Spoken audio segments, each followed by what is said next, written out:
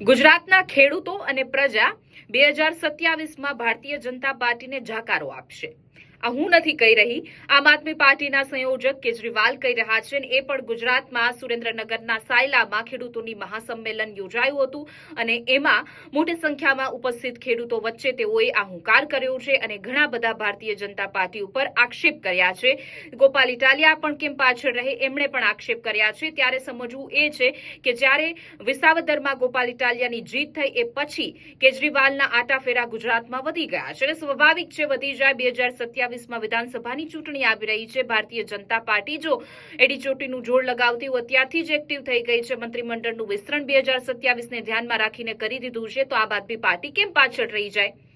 પરંતુ કેજરીવાલ કઈ એવી જ્ઞાતિ છે કે તેમને પોતાની તરફ આમ આદમી પાર્ટી તરફ ખેંચવા માટે, આકર્ષવા માટે તેઓ એડીચોટીનું જોર લગાવી રહ્યા છે।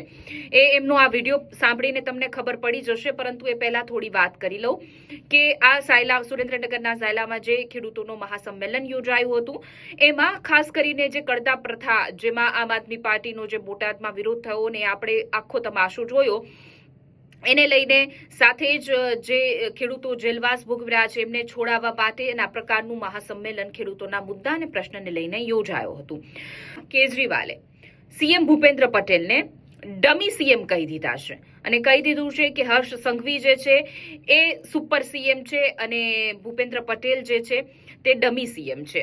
સાથે જ કહ્યું કે કડદા પ્રથાનો જે બોટાદમાં વિરોધ હતો, પોલીસે જે લાઠીચાર્જ ખેડૂતો ઉપર કર્યો એ હર્ષ સંઘવીના કહેવા પર કર્યો હતો અને હર્ષ સંઘવીને ઇનામ રૂપે તેમને ડેપ્યુટી સીએમ બનાવી દેવામાં આવ્યા છે। આ પ્રકારના કેજરીવાલે આરોપ કર્યા હતા અને 2027માં પાટીદાર જે સમાજ છે એમની વોટ બેંક વધારવા માટે, પાટીદાર સમાજને પોતાની તરફ આકર્ષવા માટે આ પ્રકારનો તેઓ એડીચોટીનું જોર લગાવી રહ્યા છે એવું લાગી રહ્યું છે। અને હા, જતા જતા એ પણ તમને કહી દઉં કે આમ આદમી પાર્ટીનું જે આ મહાસંમેલન યોજાયું હતું સુરેન્દ્રનગરમાં, જ્યારે કમોસમી વરસાદ એક તરફ છે, ખેડૂતોના પાક પાણીમાં પલળી રહ્યા છે, તેમ છતાં પણ 18,000થી પણ વધુ ખેડૂતો અહીંયા સંમેલનમાં ઉપસ્થિત હતા।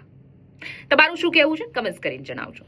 गुजरात के सीएम थे भूपेंद्र पटेल, अभी मंत्रिमंडल बदला, उनको सीएम से डमी सीएम बना दिया। अब उनकी सीएम की नहीं चलती, अब भूपेंद्र पटेल की नहीं चलती, अब हर्ष संघवी सुपर सीएम है।